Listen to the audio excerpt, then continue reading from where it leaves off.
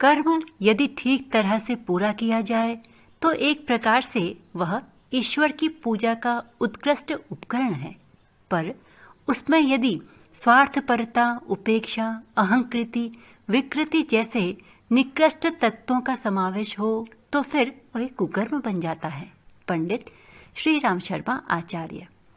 सुधार के अन्य साधारण तरीके जब निष्फल हो जाते हैं तब दंड ही एकमात्र आधार रह जाता है।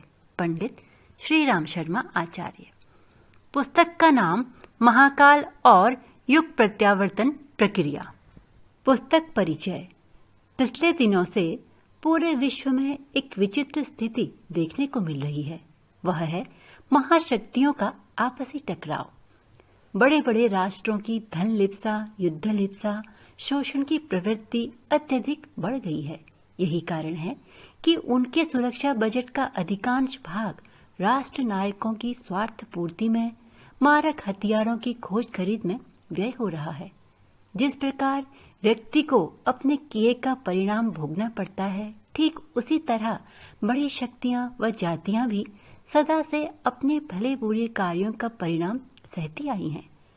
ऊपरी चमक दमक कुछ भी हो, मानवता युद्धोन्माद, प्रकृति विक्षोभों, प्रदूषण व विज्ञान की उपलब्धियों के साथ हस्तगत दुष्परिणामों के कारण ही त्रस्त और दुखी है। महाकाल की भूमिका ऐसे में सर्वोपरि है।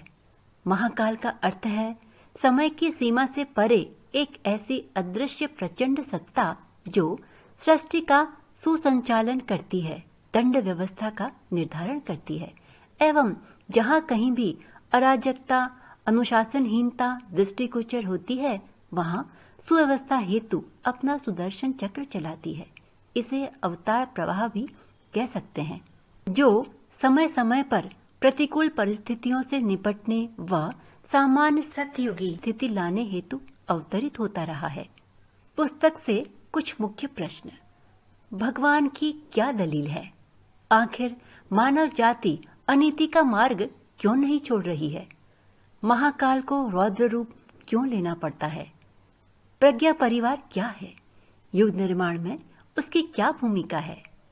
ज्ञान योग से जनमानस का परिष्कार किस प्रकार संभव है? नव निर्माण में किस प्रकार के व्यक्तियों को विशेष भूमिका निभानी होगी? इन सभी प्रश्नों का उत्तर लेकर आपके समक्ष प्रस्तुत है एक पुस्तक जो हमें बताती है कि मनुष्य की चेतन प्रकृति का सृष्टि की जड़ प्रकृति के साथ अद्भुत सामंजस्य और घनिष्ठ संबंध है। जब सज्जनता का बाहुल्य होगा तो सुख समृद्धि की परिस्थितियां भी उत्पन्न होंगी, किंतु यदि दुष्टता, दुर्बुद्धि और दुष्कर्मों का पलड़ा भारी रहा तो बाहर प्रकृति पर भी उसकी बुरी प्रतिक्रिया होगी। पुस्तक के कुछ अंश। कोई विचारशील व्यक्ति यदि अपने पिछड़े और बिगड़े समाज को सुधारने के लिए प्रश्न नहीं करता तो उसकी उपेक्षा भी एक दंडनीय अपराध ही मानी जाएगी। देवत्व का जागरण एवं पोषण करने की तैयारी ही वह प्रयत्न है जिसके फलस्वरूप वर्तमान असुर अंधकार का निराकरण होना है। मन की एकाग्रता प्रेम भावना की मात्रा पर ही निर्भर है। व्यक्ति की समस्त गरिमा उसकी मन स्थिति पर, विचार प्रक्रिया पर निर्भर है। संपत्ति में स्वयं कोई दोष नहीं, दोष उसके दुरुपयोग में है, व्यक्तिगत विलासिता में, अहमता की वृद्धि में। यदि उसका उपयोग होता है, संग्रह बढ़ता है एवं उसका लाभ बेटे पोतों तक ही रखने का प्रयत्न किया जाता है तो निसंदेह साधन निंदनीय है। प्रतिभावान व्यक्ति में चिंतन को क्रिया में बदल देने की विशेषता होती है।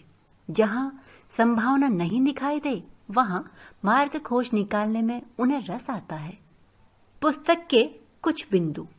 भावी विभीषिकाएं और उनका प्रयोजन, महाकाल और उनका रौद्र रूप, हम बदलें तो युग बदले, कसौटी के लिए तैयार रहें, विभूतियों का आवाहन।